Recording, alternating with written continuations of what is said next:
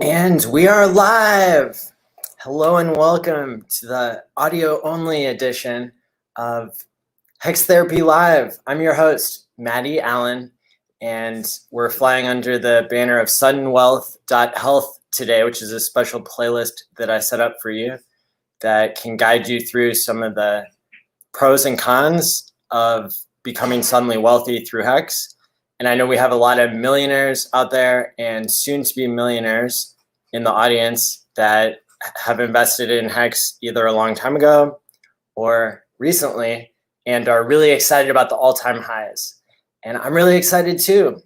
And I think that the more that we cover some of the topics on this show about sudden wealth syndrome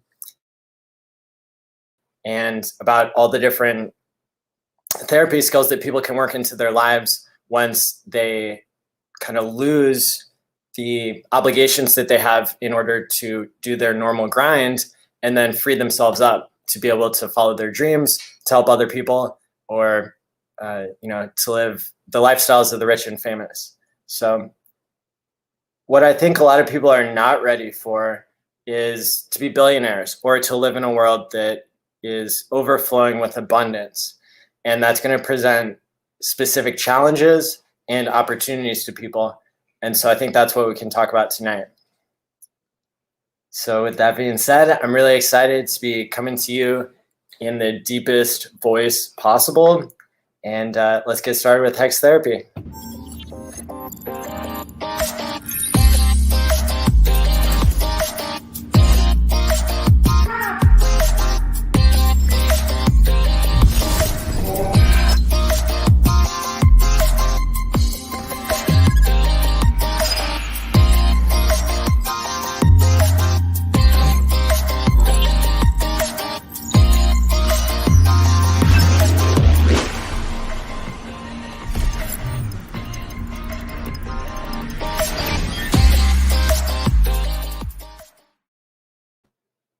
Now, some of you may have seen I released a special project today on Twitter, and that is a shout out that Agent Smith from The Matrix did to Richard and Hexicans. And this is part of season 2 of Hex Cameo, which was my original project that I did before I showed my face in Hex. Maybe that's why I'm doing a throwback and not showing my face right now. Who knows? But let me drop a link here because I'm asking that you like and retweet this because I have strategically tagged 4 individuals, and we're going to go through them right now. There's a lot more to this tweet than just a really awesome video that I'm not going to play for you because I want you to see it and pump up the likes and make the Twitter algorithm our best friend, right? So some of the people that I called out specifically were, of course, Richard, right? And he already liked it. And so whenever Richard likes your tweet, you're doing a good job. And then I tagged Elon Musk, right? Because he likes to pump things for no reason. And, Hex, I think the most compelling case for Hex this week, and maybe even this year, is what we are seeing right now. What we're seeing right now in Hex is that Hex is still pretty viral, but the price has gone exponential. Now, I don't have to tell you that most of the time the reverse order is true. Actually, every time we have a financial asset that's trading on the open market, you'd expect it to be operating in a fashion where you have to have significantly more users in order to continue growth upward. But what we're seeing in Hex is that it is designed so well, and that it really operates using so many compound factors, right? So many force multipliers. And thanks for retweeting that, HexDeck16, and everybody else who's checking that out right now. I appreciate it. There's so many force multipliers here in Hex that we're already seeing this exponential growth just because the product has been around for 1.75 years. And so we've seen the price go up over the 10,000x mark that Richard had predicted before launch, when he said that it could do what Ethereum did, which is go up 10,000x in 2.5 years. Now, our very own Whales Only was the first person to bring to my attention that because we know that Hex has been in existence, it's been operational for about 650 days. If we compare that to the first 650 days of Bitcoin, Bitcoin was also at a price of around 40 cents that many days in. And so we see it's following Bitcoin's footsteps. However, I would argue that there are probably less people in Hex now than there were in Bitcoin on day 650. And so it's not just fascinating from a psychological perspective, it is mind shattering, right? Our minds are melting here because we're up more than 10,000x. That means that for every dollar you put in, you have $10,000 now. And that's before staking.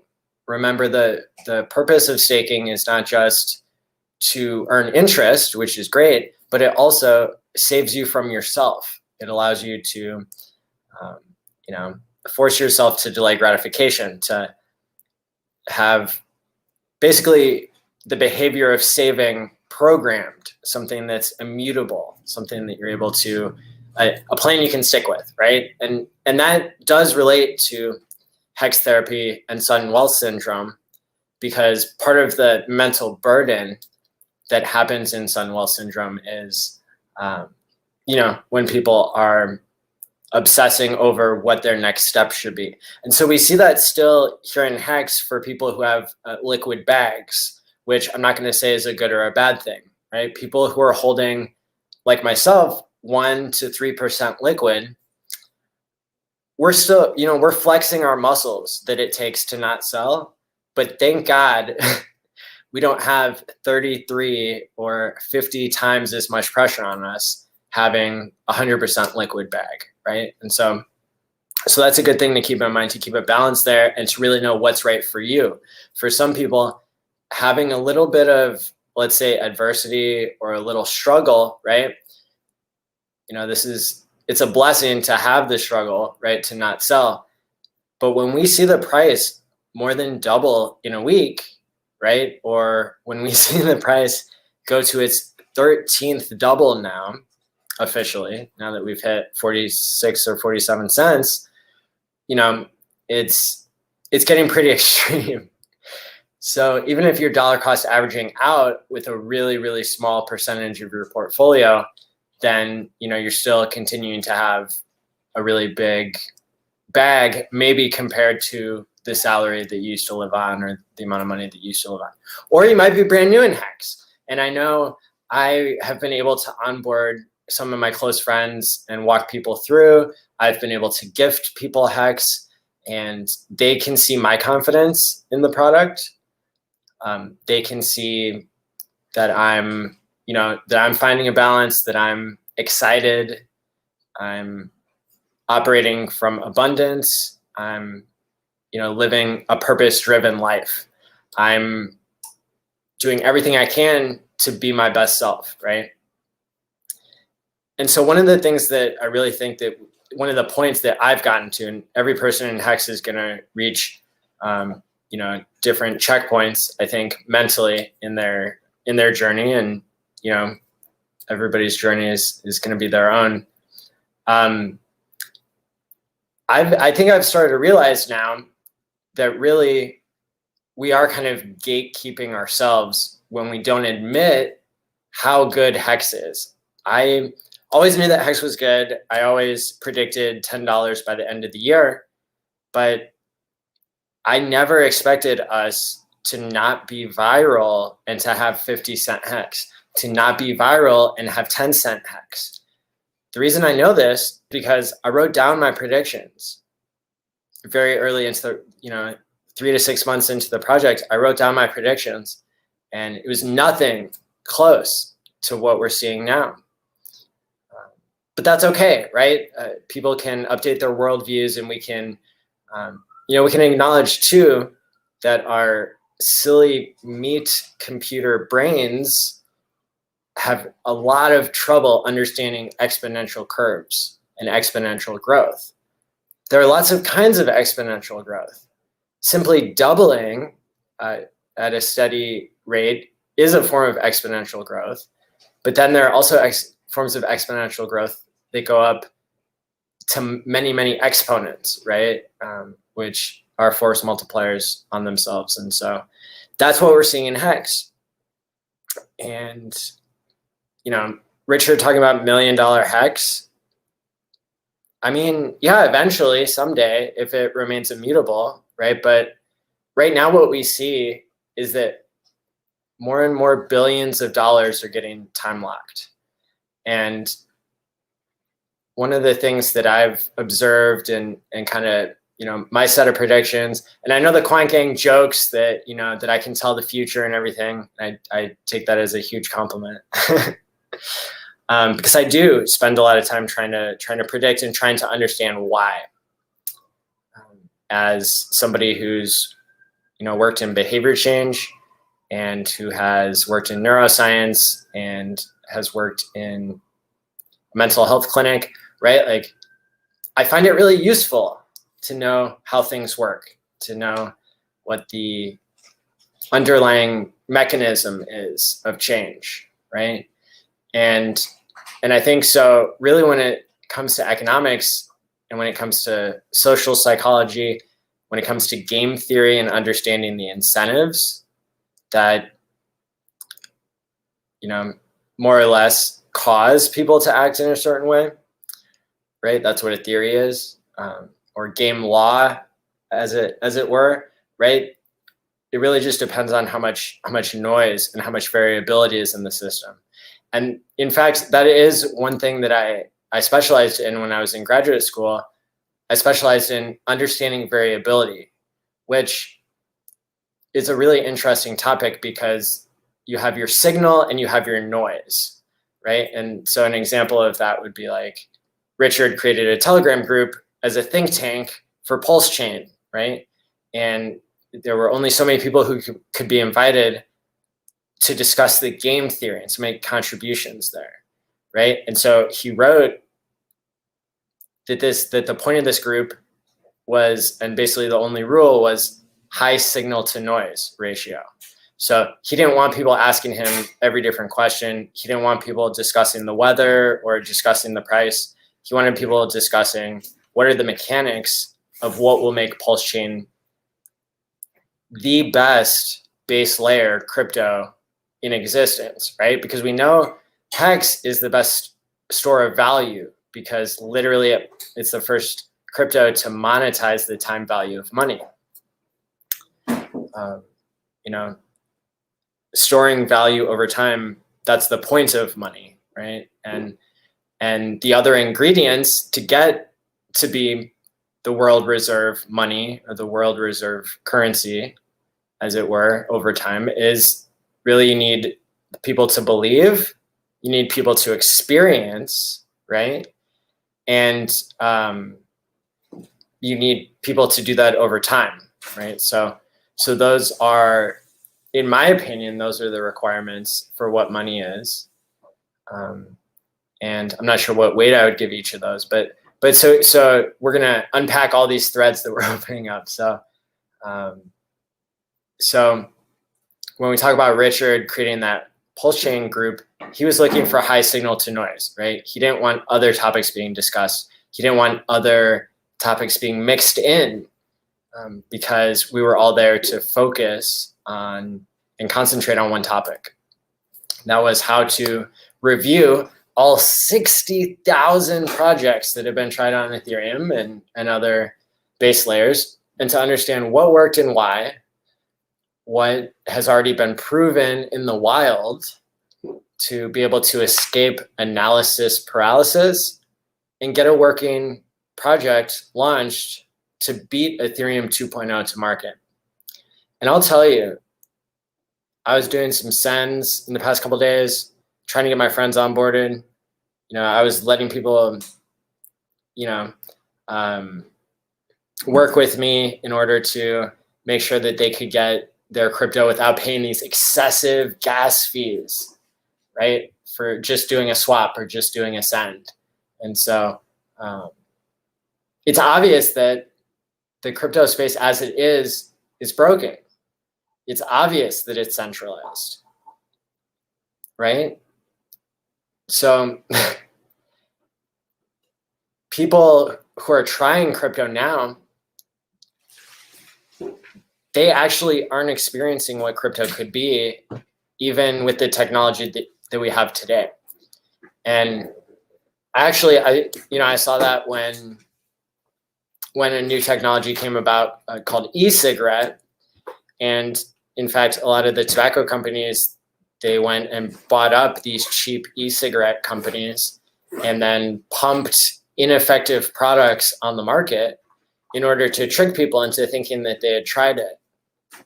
They tried e-cigarettes that the company knew wouldn't work for them because they were the most affordable ones, right? The $15 e-cigarette is the one that you're going to buy if it's in front of you, if you don't know whether it'll work or not.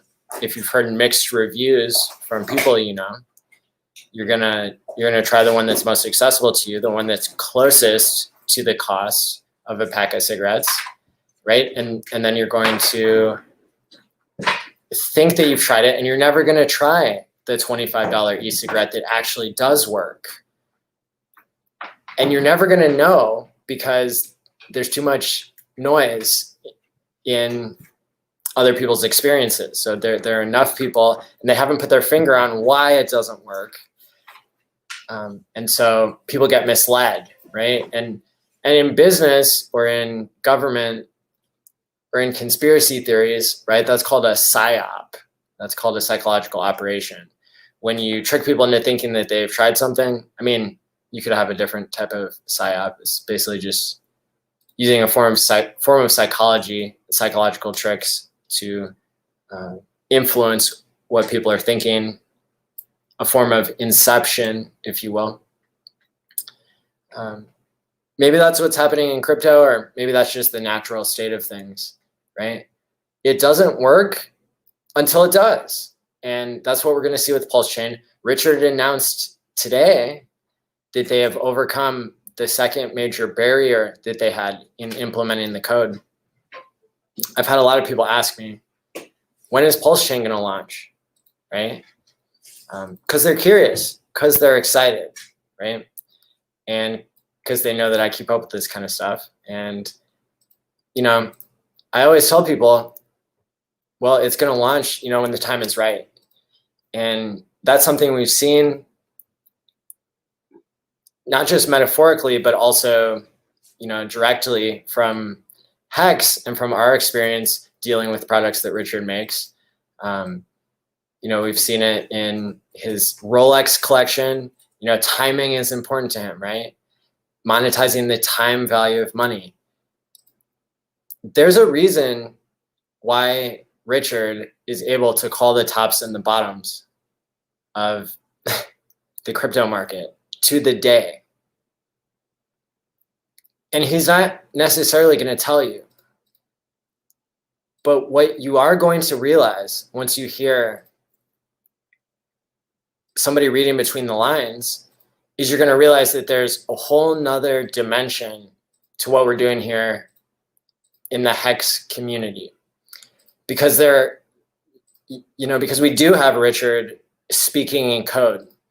And, you know, if you're not aware of that, then today's your lucky day. Because, you know, this game just got a whole lot more interesting, right?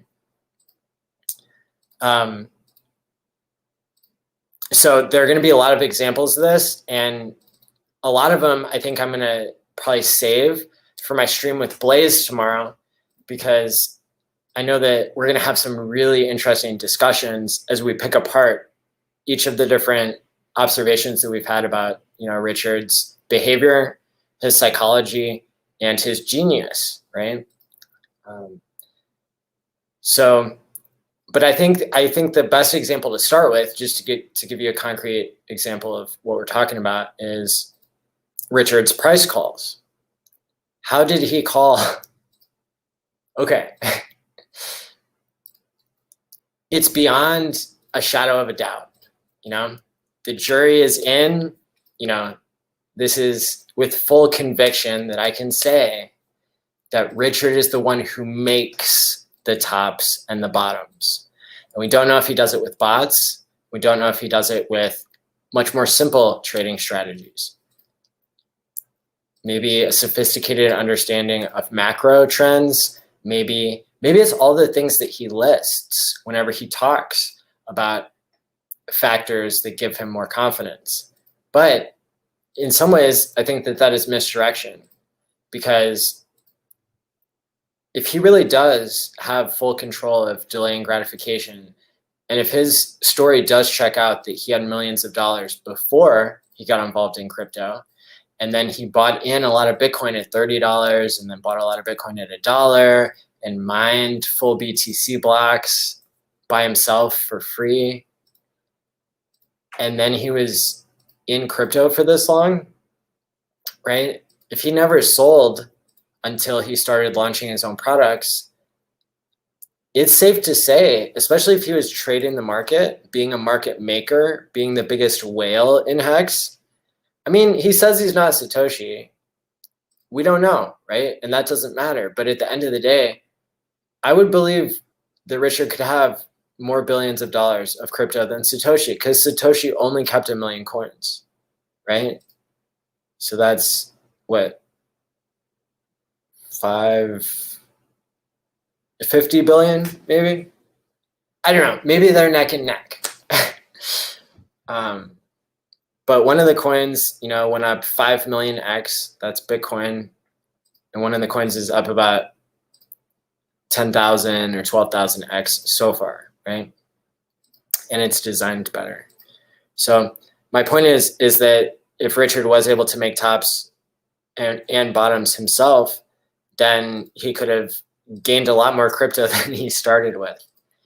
And so when you have somebody who has almost an unlimited amount of billions of dollars, I mean, if you are the biggest market maker in a market, you decide what happens and you get to eat other whales, right? You get to eat other sharks. You get to let people think that they're trading algorithms and that they're alpha, right? And that they're leverage trading. You're even able to let the exchanges themselves that steal money from people and manipulate the market in order to drive up fees so that people have to use their servers instead of the open blockchain itself. And all their secret volume and all their games, right? Well, they can get eaten too, right? And that's without ever, I mean, I don't think Richard's out there hacking people. I think he's letting them give him their money because he's more patient than they are, because he doesn't need the money, and because he's kind of on a higher mission, right? He stated early on that he wanted to make new whales. A whale is somebody with $1 billion. How many new whales do you think Richard wants to make in Hex? Do you think, wait, let's pull out this Staker app and let's take a look at the numbers and find out which of you might become billionaires, because I don't think you're ready for it. And I think it'll be fun. So Staker app has these different leagues, right? And that says it says what share of the T shares you have, right? And so being a whale, you would own 1% of all the shares. Now, there's a lot of technical detail that we don't have to get into right now. If you've watched the program before, then you know the origin address controls most of the supply of coins, and that's okay with us. We like that. See other episode. But these percentages are actually way off. If you, let's say you're a squid and you own 0.001% of the shares, well, really you own at least 20 times as much as that. And that's just saying that Richard has 95%, or that the original architect has 95%, right? The origin address. It could be 97%. It could be 98%, right? So really, these numbers are off in your favor, right? Especially if the OA never sells. So we've got, okay, so this is including the origin address, granddaughter addresses. So like, it's my understanding that based on chain analysis that has been done by multiple independent members of the community, that the origin address sent basically split itself up into about 2,000 sub addresses, right? And maybe more than that, right? And so these numbers are going to be including all of those addresses, right? So if you're in a category that's higher than turtle, you might become a whale, like for real, for real. Poseidon owning 10% of shares, it says 0, right? Because it's not all in one address. Winning whale, 13, right? I think I know of like 2 whales maybe in Hex. So I'd say the rest of them are the origin address. Super sharks. I would say I know about 8 or 10 sharks, and this list that there are 99 of them. So I would say that sounds about right. But then again, I think our numbers are off. I think over half of those are probably the origin address, if not more than that. Because I think the origin address stalks other accounts. I think the origin address is programmed to look to see when OG people are selling and then to like pump the price higher. I think that Richard buys Hex now for fun to pump his own product to get people to understand the time value of money. And so I think it's a really, really interesting game that's happening because that's never existed before, where somebody was so benevolent, right? Or altruistic or whatever. Moving on, the number of dolphins that appears to be on the blockchain for Hex is 906. So that means that if you are a dolphin, you're definitely probably in the top 500, because again, I would say about half of those accounts are the origin address. I don't have a lot to back this up other than just the numbers, right? Those 2,000 addresses have to be coming from somewhere. And I remember during the big payday, remember the origin address staked everything. Everybody staked everything for like 3 days. And so we had something like 90 or 99% of all Hex staked. And so when we saw the number of sharks and whales and everything changing up at that point, then we kind of got a feeling for how much of it was not people in the community who had already made a plan and committed to it in advance. So, okay, now we have Swift squids, right? There are just under 4,000 Swift squids. Now remember, there are multiple people in the community who have their wallets split up. Many, many, many people. I would say we've run surveys on this, but I think on average people have at least 4 wallets, maybe more than that, right? So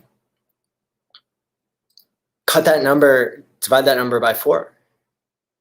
So really, there might only be 1,000 people who are really squids, and everybody else just has their Hex split up between different wallets. This is how we get the number of 60,000 people that have staked in Hex currently, right? Or 65,000 or somewhere. So we're still talking, this is why I believe that we'll get an easy 1,000x more in Hex.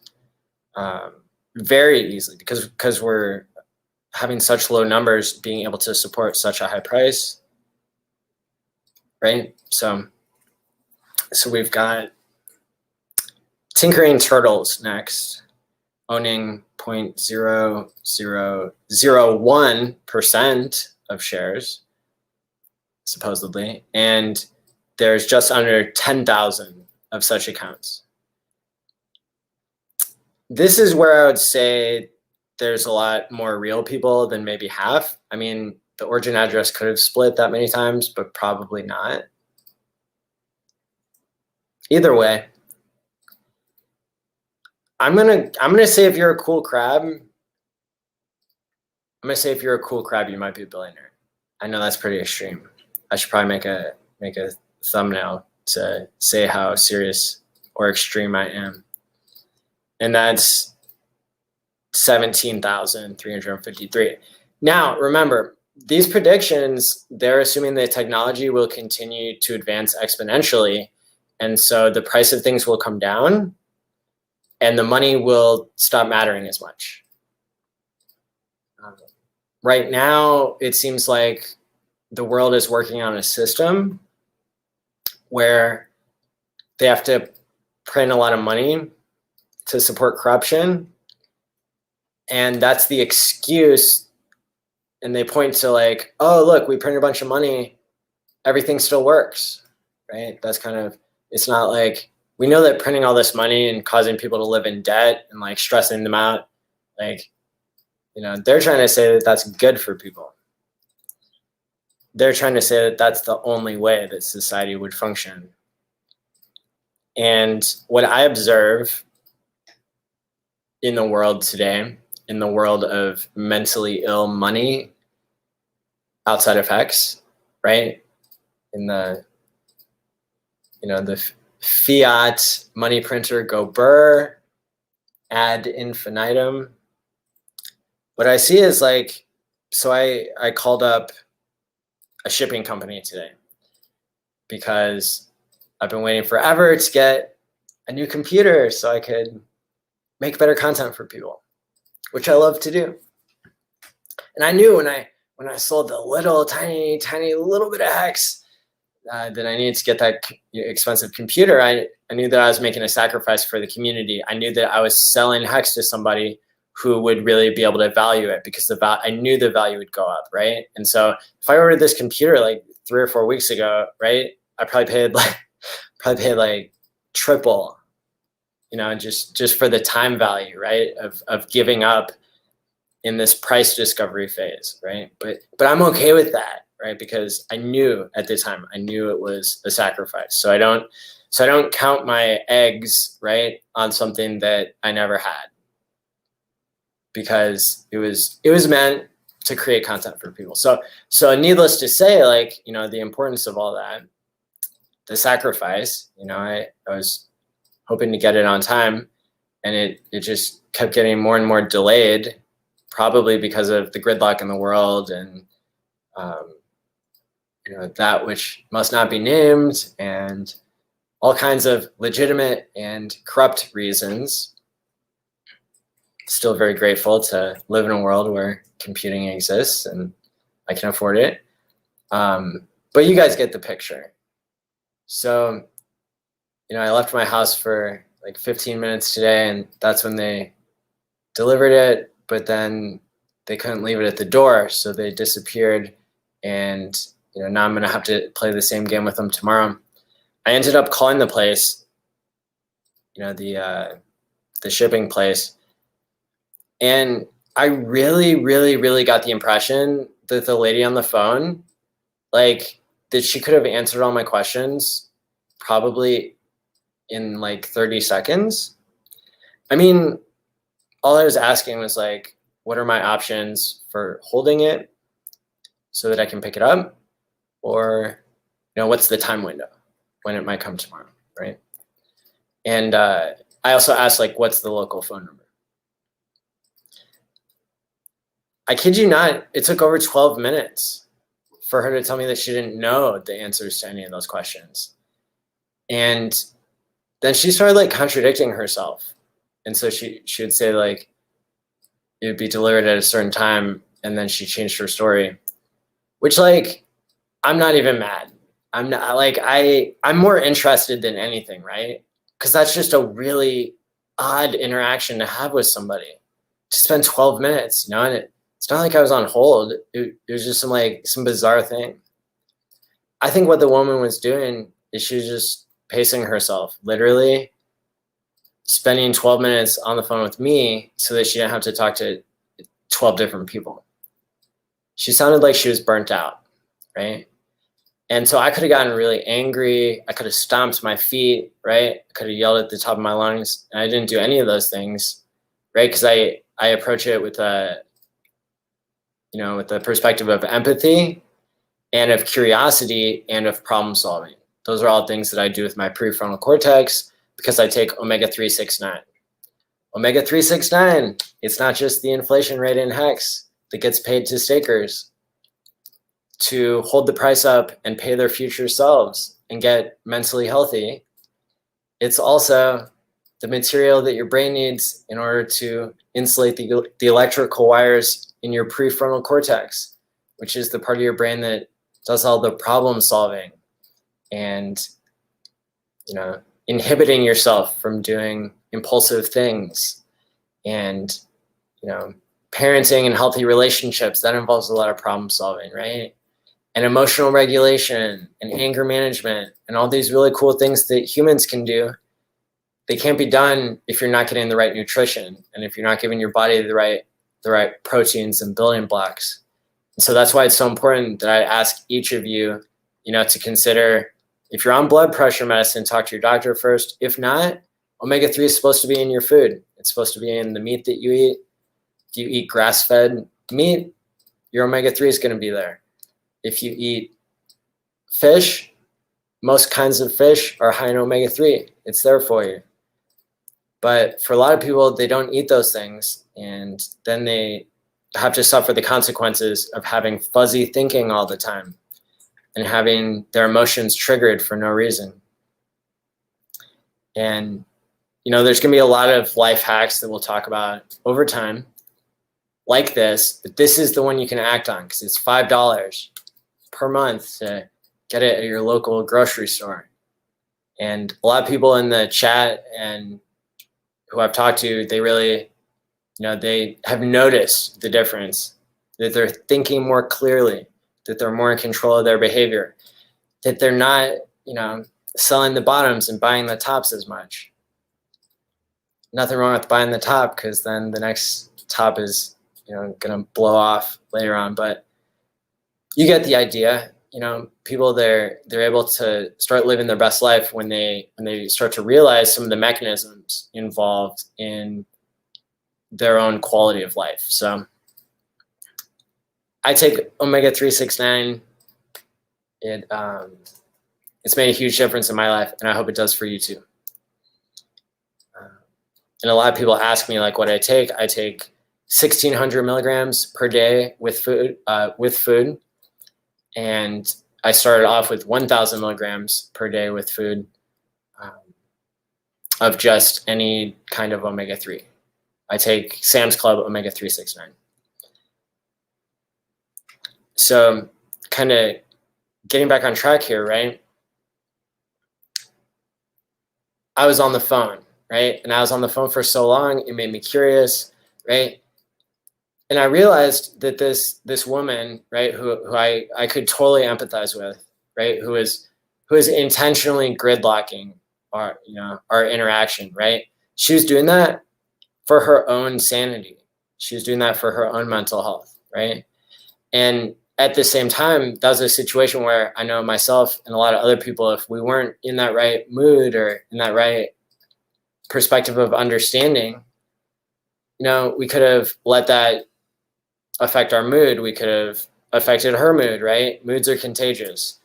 And so I think really understanding and being able to see other people's motives, it's going to help inform our story and our understanding and the stories that we tell that might help make the world a better place. Because really what we have here in the world, I believe, is unlimited potential and unlimited gridlock. And I think that the gridlock, like I experienced on the phone today, being kind of having my patience tested, let's say taking an excessive amount of time, to answer some simple questions, that's because I believe the person who I was talking to on the phone didn't have the right match with the level of complexity that she could have handled. I actually think that she could have handled a much more difficult job if they had given that to her. If the world had given her a job that was just hard enough for her, then she would have experienced her own success of solving problems. And, that would have made her day. I know it always makes my day whenever I solve a problem that is just the right size for me, for my tool set at that time. And then, then I'm hungry for the next problem to come along. And maybe my appetite grows a little bit, as we go. And, I get inspired and I get more tools under my belt. And then I make really cool cameo videos. And it's like, it's really hard to tell if I'm working or if I'm playing, right? Like, imagine if everybody had that. If everybody had this sensation, that they couldn't even tell the difference between work and play because they loved what they did mattered, and they weren't in some sort of rat race, trying to bail themselves out of debt, trying to keep up with the rising prices of things whenever they are doing their best and they're just not given the right tasks, right? It's a matter of organization. But when we really look at the game theory of the world right now, right, it's a little bit more than that, because there are people who benefit from gridlock, right? And probably at every level, right? This woman was probably not thinking to herself, like, she probably wasn't consciously strategizing about how to take 12 minutes to answer 3 simple questions, probably that lots of people would ask all the time. I mean, maybe she was new, but the point is that this is close enough of an example of something that I think happens everywhere, right? So we could explain it in a lot of different ways. We could have all of our theories, but at the end of the day, I know I've been put in 1,000 different situations working in a community mental health clinic where my particular skill set was not being used. It was getting rusty and molding over. And I had to do everything I could to just take care of myself and keep my sanity. And sometimes I couldn't even do that, right? So I couldn't be the best version of myself, and I wasn't performing at the level I could have, and I wasn't producing as much for the world. So when we talk about money is a belief system that helps us transfer value so that we're all motivated, and so we can solve as many problems as we can and have the highest quality of life, like as a world, as a group, because we are much bigger than, our individual parts. The sum is greater than the parts. And so that gives me a lot of hope. And I know that there's a lot of fear mongering and there's a lot of doom porn, so to speak, quote unquote, which is really just news cycles of constant fear, because fear gets your brain hyper focused and again creates gridlock, right? Like when people are scared, they get angry. When people are scared, they don't sleep, and then they're in survival mode. And right, and that's not any way to live your best life. The questions that we need to be asking are, who is benefiting from the gridlock at each level of society? And how do we remove that, right? How do we simplify instead of complicate things at every level of our relationships and our businesses, right? And how we even relate to ourselves, I think, that we're going to find a lot of simpler ways once we get farther and farther away from just survival mode, right? My favorite hope, if you will, my favorite hope is that maybe we are some of the first people in history to ever have the luxury to think such big thoughts as the world could start to click in a way that it's never clicked before. And the world could suddenly reach a threshold where, where the mood changes and stays changed, right? I believe we can live in that world if that world is supported by a healthier form of money. Not just a form of money that won't change. That's what Bitcoin does. It's pretty cool, I guess. Define not change, and we could have a 5-hour conversation with David Feeder, and we would love it. And you can go back and look at those, right? So there are a lot of ways, right, that we can have hope, and that we can really see what the world has to offer if everybody's getting the right match between their skill set and the level of complexity of the problem that they're going to solve that day or that week or that whatever time period, right? And I know for me, how refreshing and how motivating and how exciting it is to be working on something that I want to work on, to be having that autonomy, right? That independence. And these are things we kind of have to negotiate, right? We have to make sure that we don't step on people's toes.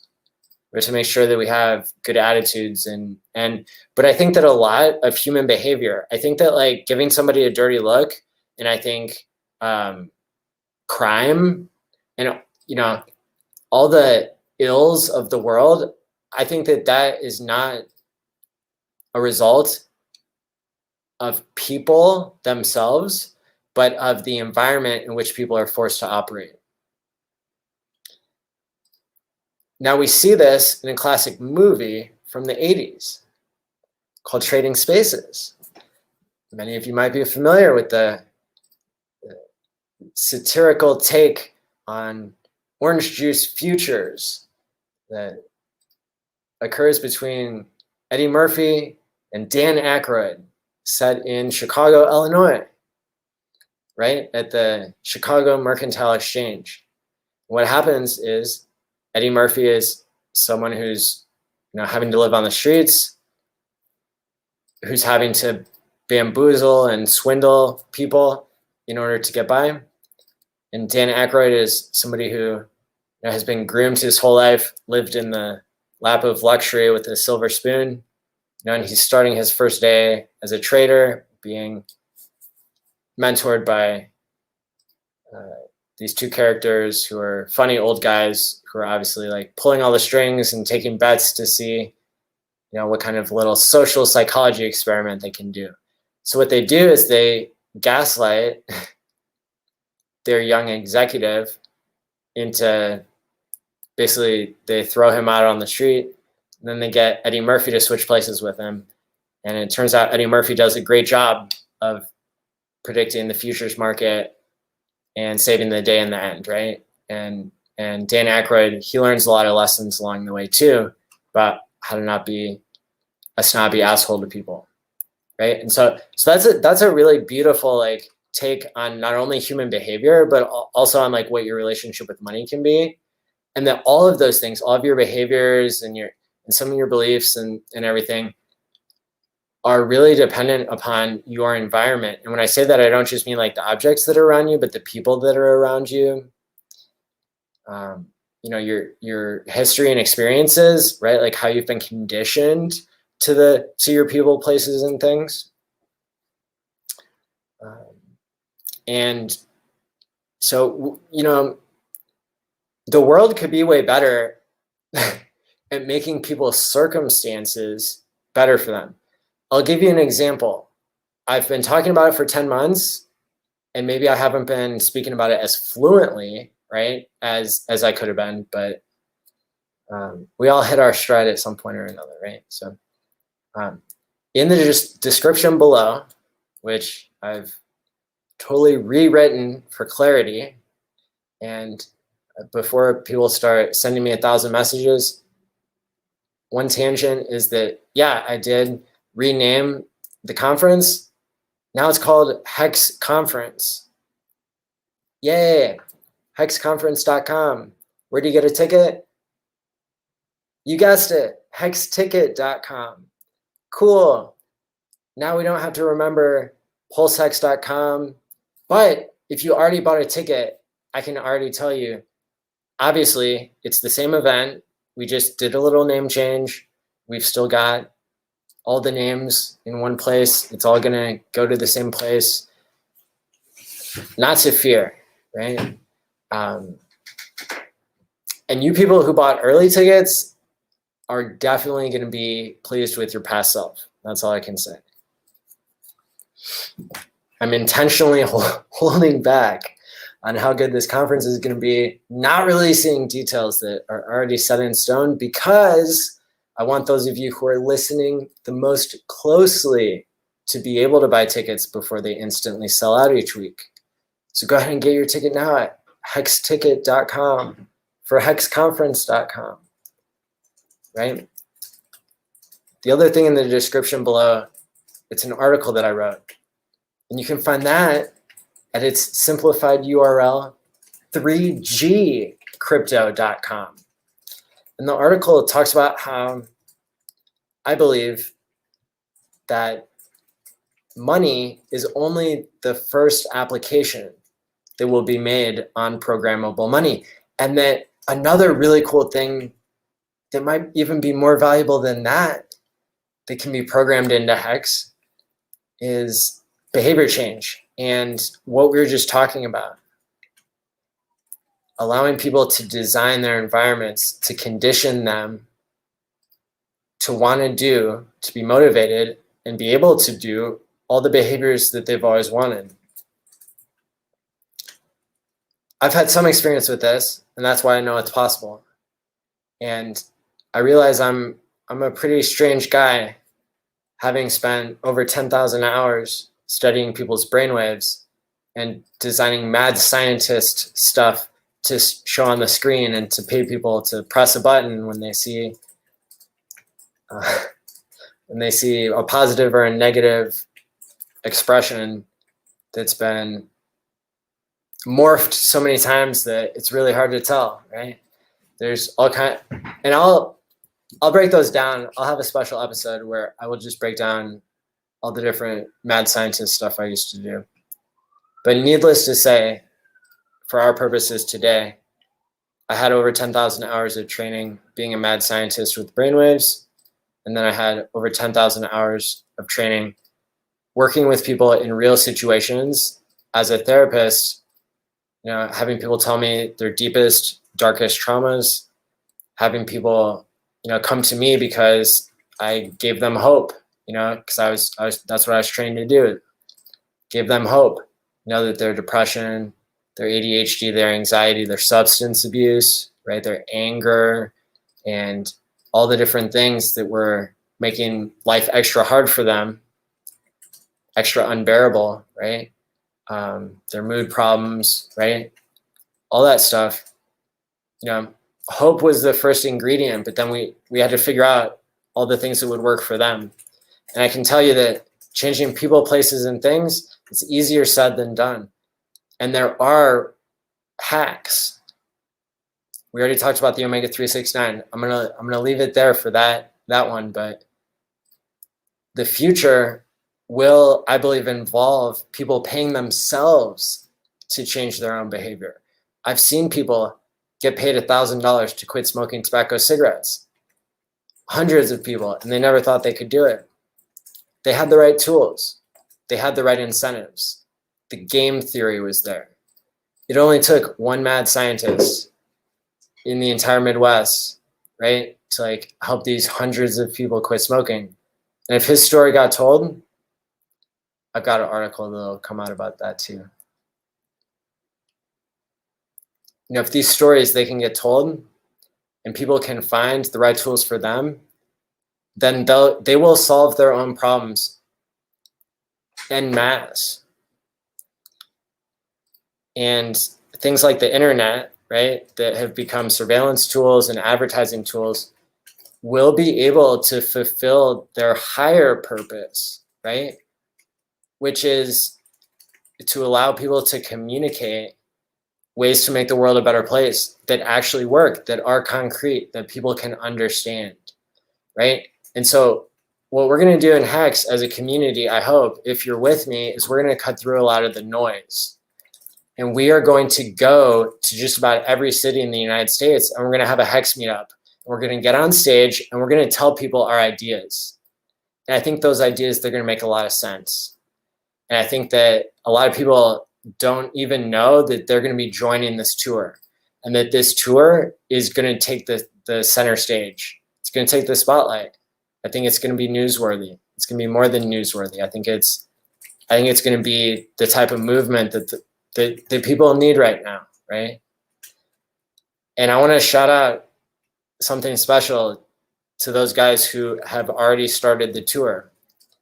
Abit, Hex Lion, and then we got T Money from FreedomTV.info. We have Barry the Rainmaker, and many, many more. I'm seeing pictures. If you guys haven't joined the Telegram group, again, it's linked below, t.me US road trip. I'm announcing here for the first time, like, I'll be popping up. And I think the more that we can all combine our resources, right?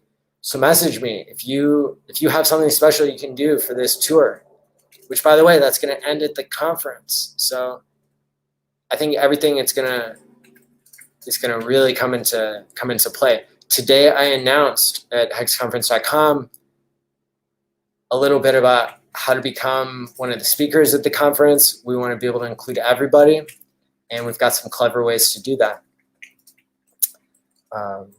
So go ahead and get your tickets now. Go ahead and start taking note of the special events that are going to be happening, and brace yourselves, because I know for me and for a lot of other Hexicans, we're starting to reach the point where our work is being amplified, right? I've already made 10 different celebrity shout out videos. I'm getting better at that, and my audience is growing, and it's not going to take much for all of us to work together to make something go viral, and then we're going to get our chance. We're going to get our 30 seconds, of fame, and that 30 seconds might turn into a lot more time once people hear what we have to say, right? So we're all working on our elevator pitches. We're all working on onboarding people. Because for me, I never would have predicted that the higher the price went, the more confident I would be to get people in. But I also didn't predict that if I sold a little bit of Hex, that I would have felt like I was giving the next guy an opportunity. And that I would sure be willing to buy that Hex back a little bit higher, because Hex is the only cryptocurrency where you can send money to your future self and know that you're going to get paid in Hex, which it turns out every day has been more valuable on like a quarterly basis, if not a monthly basis. But I think in the beginning there were a couple months in a row where it went down, but that's before Richard was buying, I think. So we have this fantastic opportunity to cut through the gridlock and to give people the tools they need. We don't know all the tools that people need, but what we know is that when people get financially free, then they have nothing better to do than become their best version of themselves, or to just melt into whatever environment they're given. Them being given Hex is providing them an environment, a partial environment. That's their monetary environment. That's our monetary environment. That's our community, right? And so I really want to encourage people to remember your higher purpose and to remember your best self whenever you encounter someone who doesn't understand Hex or speaks ill of it. Whenever we use our elevator pitches and our narratives to let people know what they're missing out on, it speaks louder than just the words that we say, right? It's the way that we say it. And if we're just being defensive, right? If we're just being aggressive, on one hand, that's okay, because it's a lot to come out of. the environments that we were forced to be in are not as good as the environments we're in now. And that can create a lot of resentment. That can create a lot of anger and a lot of pain to step away from something so traumatic, right? And I hear that and I see that in the people who voice the anger of people, right? I'm not even going to say one group, like people of the world have always lived, for the majority, very traumatic lives, very painful lives. And it becomes part of the human condition to be able to just try to escape pain, to avoid it, right? To do your best and to survive. I hope that we are coming on, right? Again, I'll say my greatest hope. I hope that we're coming on the first epoch of human existence where we're not being driven by scarcity. We're not being driven by pain. We're not being driven by survival. And so when we take an abundance mindset, that does not mean spend all your hex. It does not mean give away all your hex. It does not mean anything standard for everybody. But I hope what it will come to mean is that you have the opportunity to live in a different type of monetary environment, and that you know, the people that come after us, right, and maybe even ourselves, right, if we solve aging, that'd be a whole nother like dimension of time. And so there, you know, I think we're gonna have an audience once Hex goes viral in the next 4 months. We're gonna have an audience, and we're gonna have a chance to tell a story. And I would hope that that story is not we were right and you were wrong. I would hope that that story is not look at how rich we are, you broke plebs, right? That's funny until it's not, right? That's we were broke plebs before, right? And if somebody told us that, we might not feel good about ourselves, and then we might get it twisted about really what this community is all about. So I want to validate our anger. I'm angry too. I want to validate our pain, right? I got hurt too by the way the world is, right? And by a lot of things, you know, and that's something that is going to take time to heal for people. So if you're in healing mode, then let yourself heal. Give yourself permission to heal, right? And if you're starting to feel better, then go ahead and accelerate that by acting on things that you think can be the next direction, can be the next, like I said, epic of humanity, where we have the luxury, right, to operate from abundance, to be inclusive, equitable, kind, considerate, right? Trustworthy, loyal, helpful, friendly, courteous, kind, obedient, cheerful, thrifty, brave, clean, reverent. These are some words that are used, right, to describe certain attitudes that might be helpful in our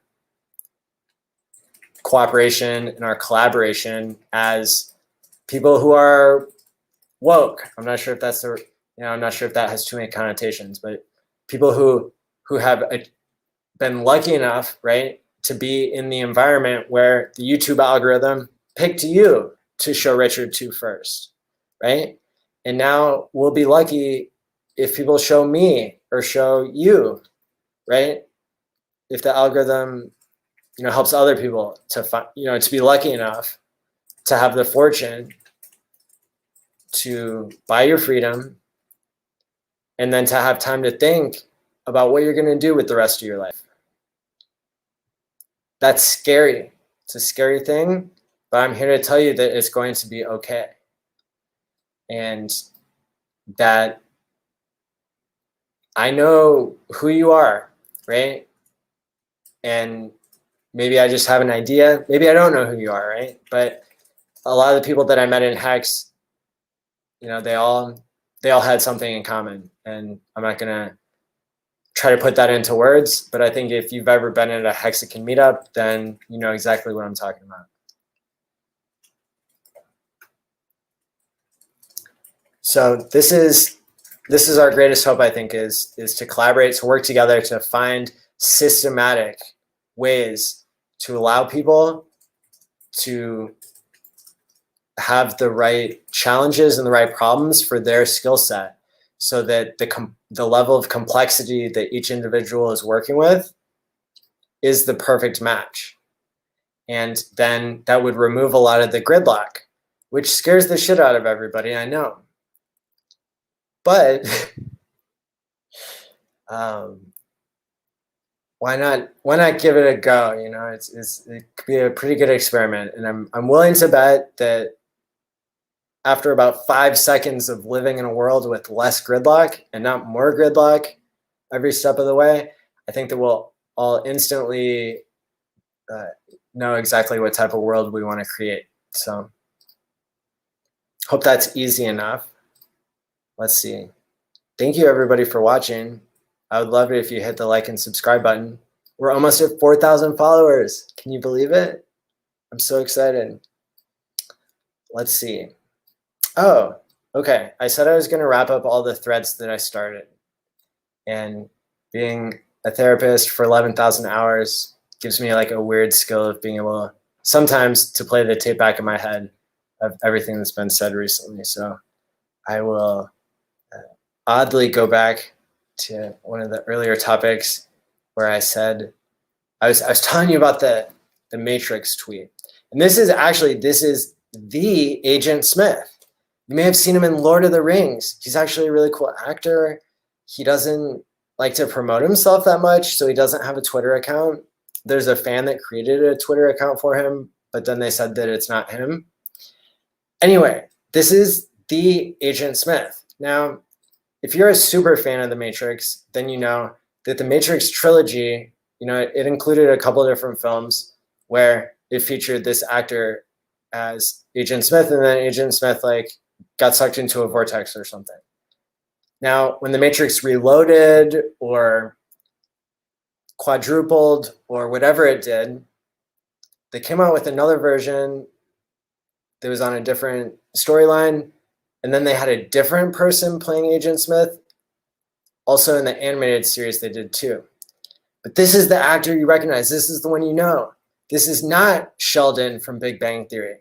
This is not Nardo for the win.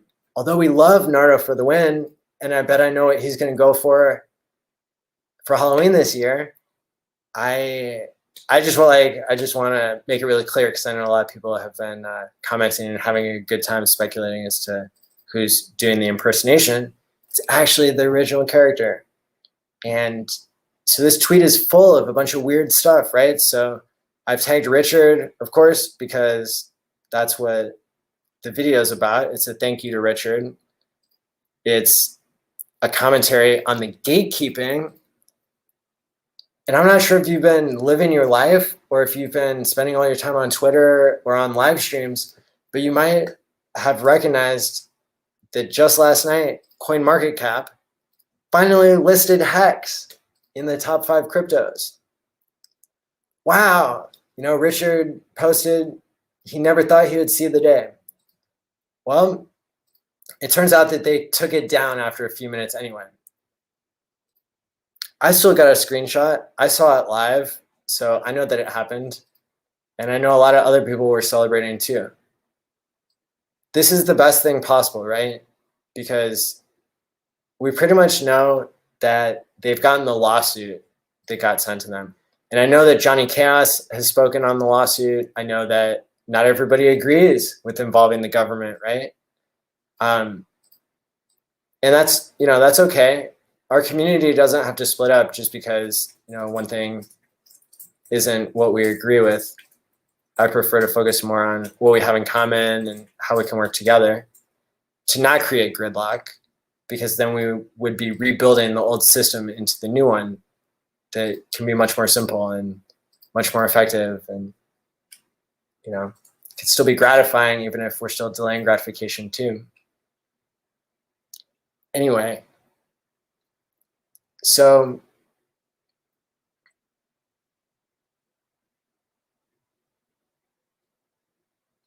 just gathering my thoughts here. Thanks for your patience. I know that having this as an audio only session, it allows me to focus a lot more on my train of thought and on providing maybe new ideas or integrating ideas that we've talked about before. And so that seems to be pretty helpful. Anyway, so, Richard posted a few minutes later last night that the CoinMarketCap took it down. But what we see is that it's still early in Hex, that we're still pre-viral, that we're still being gate-kept. And so this particular cameo was recently made because I predicted that the gates were going to start falling. And sure enough, we see the first hints, right? The Trojan horse has been let inside of the gates, and it looks like, a pretty prize. Well, let's wait and see when bad actors try to start buying Hex, when whales that already exist try to start buying Hex. The only billionaire that I know in Hex other than Richard says on his Twitter profile that he went from being homeless to being a billionaire. So I don't know if, that had any influence over the original architect allowing such a person to buy in. And I know that my impression of Overwatch is, real good because he's, been a supportive member of the community and a pretty interesting guy. So, yeah, so I think that there's a lot to unpack there. And again, I want to emphasize that I hope Blaze and I will unlock all the secret messages and all the Easter eggs that have been laid in Hex, because I think that there's a whole basket full. Richard used to say, all right, I really want to get into it right now. I'm really in my flow. I think I'll be in my flow tomorrow too. So let me just say this. Richard recently said, you have to ask him the right questions in the live streams. What does that sound like? That sounds like a game to me. That sounds like he's waiting. Just like I'm holding back really good content, waiting for the time to be right. But usually the time is right pretty close to when I create it. Like this example with Agent Smith, you're gonna have to see it. The reason I'm not playing it on this stream is because then we don't get as many views. And then, because people don't. This one you'll want to watch twice. I could keep watching it for a while, I'd say. It's only 57 seconds. So pump up those likes. So the other thing, other than making a commentary on gatekeeping that this tweet does, and maybe being material that could go viral if people think the Matrix is cool and think crypto is cool. So I've included an interesting series of tools that I've prepared for people. So the tweet says, got problems? Get Hex. Too rich? And then it gives you a link to SuddenWealth.health, which is the domain name that I registered for a special YouTube playlist that I made for people, where I took just the right order of things. So if Elon Musk or Robert Kiyosaki or anybody else wanted to learn about what to do if you have sudden wealth syndrome and you just sit around pumping and dumping the price of Doge and Bitcoin for your own pleasure because you have a sick fetish with Twitter / a lot of hostility towards the legacy financial system, and you're sitting around waiting for the world to build better batteries or better cryptocurrencies, and these tools are going to get better over time. I mean, what else do I have to do except make great stuff for the cause, right? That's what I want to do. So it says, too rich, SuddenWealth.health. Too poor, tshare.io, which takes you to tshare.app. But a lot of people, they would say, oh, do I go to the App Store? And the whole point of tshare app is to stop having to answer questions because it all makes so much sense. To be able to go from Apple Pay or your debit card to T-shares in seconds. And then you can have community for life while you're waiting for your 15-year stake to come out. Cool, tshare.io. And then it says to bot hexconference.com. So that's an inside joke that we have at Hex meetups. Like, I guess we're not all bots because we're all here in person. And then it says to and then the link there is hexcontract.com, which sounds really official, but really it's just another playlist that I made that explains what Hex is and has a whole lot of other Hex cameos. And at some point I'll recycle that content because I think that it's good enough for the world to see and not just OGs. So yeah, every time like one of you just hit the like button on that, and wow, a lot of people have already retweeted it, but we still need more. We need more people to get on this tweet. So if you're listening on the replay or if you're listening live, I'm going to drop the link again. And I hope that you'll use it. Get the word out about Hex, right? So this is only the beginning of season 2 of Hex Cameo. You can go to hexcameo.com. Probably it'll take you to a playlist that I made. Sometimes I regret having so many domains that make so much sense, because then somebody might just think like, oh, what if I just went to MattyAllin.com, right? And if that was like a hacker or something, then that'd be bad. But I do have MattyAllin.com, so don't worry about that one. Okay, so we've covered the tweet. We've covered, did we talk about we talked about SuddenWealth. SuddenWealth.health. I just like the .health because it tells you what it is, right? But you can also get to the content by going to HexTherapy.live. That's also a playlist. As you can tell, I'm like organizing the channel based on what type of show it is. We've got quantgang.com. That's the most popular show. Shout out to all 6,000 people who watched just in the past couple of days this week's episode. It's a good one, as always. And let's see. Yes. Okay, people are answering each other's questions in the chat. Good job. And I don't see any spammers. Where are you? It's okay. You can not come. Somebody, Mike McDonald said, I'm a plankton. Maybe. I'm not sure. Good job if you are. Hey, Johnny. Good to see you. Chaotic Creations. Winning this hard. Apparently, we can be uncomfortable. Now, I know a lot of you were commenting along the way as I weaved through all those topics, but it's just good to see so many familiar names in the chat. Tarnwig, Benny Builds, and everybody here. Awesome. So,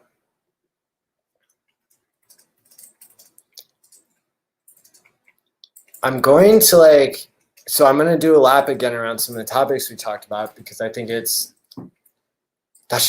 just such a good way to wrap up, right? It's like review what we learned today and crystallize and consolidate it. So we learned that Matty is much more focused and he's not worried about his lighting and it's just his voice only. Yay! Progress. We also learned that complexity is a major problem in the world and that it's a good thing and a bad thing. And if we work together, we match up the right level of complexity with the right skill set of each person, then people won't be bored. And they might not be burnt out. And then the productivity of the world would go up. And that would be another force multiplier on the already advancing technological abundance that we're having, right?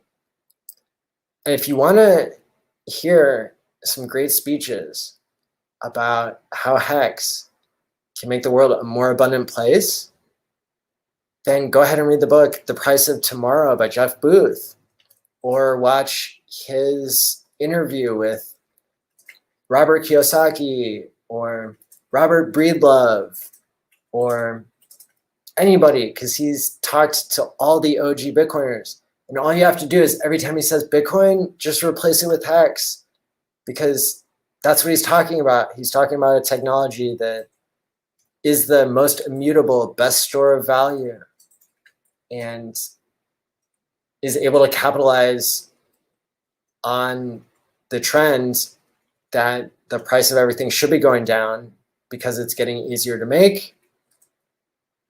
If only we didn't live in a corrupt fiat world where dollars were printed ad infinitum at the same rate that technology is improving exponentially. So we just need to reverse that with not Bitcoin, but Hex, which is going to add more simplicity to money, because we're not going to have to guess how many resources we have in the future. We just know it's going to be more than we would have had because we're all working together and we're all solving more problems more efficiently. We're happier, and that gives us energy, right? And then maybe someday my great grandkids, or maybe even myself, we could order a computer and be really excited, and then we have to like go live our life and not wait around all day, multiple days in a row, just to be caught, taking a shit right at the time the doorbell rings or something, right? I mean, there could someday be a world where, we can just call up the Planet Express delivery company and, maybe Fry or Lilu, whatever. Now we're getting into the fifth element. Anyway, now I'm having more ideas for Hex cameos. All right, I've got it. Bender answers, right? And then all the questions get answered really easily, and we all have a good laugh, right? And then we can keep living our lives, focusing our energy on even a higher quality of life for ourselves and for others, right? That doesn't seem so bad. I think that the positive narrative, I think that it punches harder. I think as long as we still have our villains, as long as we still have our coin market caps, as long as we still have our CZs and our Binances, right? Which we always will. The world is going to be a perfect place. All I'm talking about, though, is just, like average people. We're not even going to pick people. We're not going to say who's average, right? Because people are a product of their environment. So what I'm really saying is the common environment between all people would be that which gives everybody the greatest advantage. And so when we're not all competing for survival and for resources, then we're all going to be enjoying resources together. It's going to be a much better place. That is a story of hope, and that is a really good reason why I like to promote Hex. And I hope you do too. I hope you like paying your future self. I hope you like imagining a better future, because what you're doing is you're staking your way to that now. You're minting, right, your future self, and your future self is going to be a part of other people's environment, and you're going to be able to inspire others, right? You're going to be able to do your good turn daily. That means making a conscious effort to do something nice and go out of your way for somebody here and there, right? Did I hear somebody say that there's some sort of challenge going on where you tip people an extra $100 or $200 like as a surprise, and it's not because you want them to thank you or because you're even going to be going to that same place all the time? There's a really this is a side note, there's a really interesting episode of Planet Money where they talk about the history of tipping, And I guess it was like you wanted to bribe people at your local bar so that they would serve you first and not spit in your drink. And then at some point along the way, bar owners and restaurateurs and business people, they got the idea like, oh, we don't have to pay our employees. We'll just make people pay them. And then some countries take great offense to tips, and others are like, you didn't tip? Right? And so anyway, with that being said, it's a great episode. Let's see. Somebody has to know. You guys are listening. You guys are probably doing other tasks, listening to this in the background. It might have been Nardo, but it might have been somebody else. I'm sorry, I don't remember. Whoever it was, just let me know. Direct message me. I'll promote your thing, because I still remember this time last year. That's when I started making content for Hex. I had already been in Hex for several months, in between 6 and 9 months, right? Since day 4. And this time last year, I was around the right people, and I was, having the right environment to really be ready to fight the good fight, to sacrifice lots of Hex and lots of money to make, Hex cameos, and to buy domain names, and to do everything I could to help the cause, and to try to program mental health into money. And so that's another thing that we talked about today, right? Is not just doing your good turn daily, and not just making the world a more abundant place, but really programming mental health into money in a way where you're going to be able to behavior lock your Hex. So you're not just time locking it, but you're behavior locking it. So you're saying, when I reach this fitness goal that I have, right?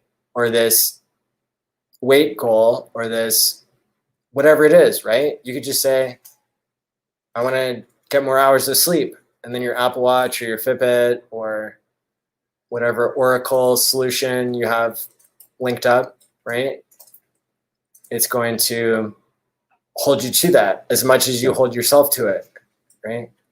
But paying yourself, it's a powerful motivator. And again, if you go to 3gcrypto.com, you'll be able to unlock the article that I wrote that really, it emphasizes, the first application of a technology is not always the one that makes that makes a huge revolutionary effect, right? Like, and you'll see in there the example of the wheel being used only for pottery at first. For 300 years, it was never used for transportation, because that application hadn't been imagined yet. And then eventually someday, along came somebody who, they imagined a way to use the wheel for transportation. And now that's become, one of the fundamental technologies that's built into the human experience, right? It's indistinguishable. The experience of, having wheels from reality, because we live in a world that's very much run on transportation of goods and services and people, and even the secondary effects of transportation are touching just about everybody on Earth. And so I would hope that mental health, just like transportation, it's something that everybody needs. Money is something that everybody needs. So if everybody in the world needs money and everybody in the world needs mental health, why don't we just put those two things together for everybody, instead of holding it back, instead of putting people like me in a tiny little office, and only letting us talk to 1 or 15 people at a time. Right now I'm talking to over 100 people, and I know that there are probably 1,000 to 2,000 people watching on the replay, right? And then each of those people, right, all of you who are listening, you'll decide which parts you'll pick up on and learn and agree with and want to tell others. one of the proudest moments I ever had as a Hex streamer was when Balliot Brand told me that he, actually, no, he didn't talk. I was watching his stream and he was talking about Omega 369. He was saying that he learned it from me and that it worked for him. And there were people that he was reaching that I could never reach. That gave me hope. And so I would hope that I can give you hope as well, right? And then we can all work together to find what we're looking for. So with that being said, I am right at an hour and a half. And I know we're wrapping up and we're doing a lap around everything that we learned. But those were a lot of the major points. And I hope that you really enjoyed this voice-only episode. Go ahead and leave a comment. Let me know if you want more voice-only, or maybe a voice-only a month, or if you really want to see my face every time, you could say that too. And then, we'll do a survey. How about that?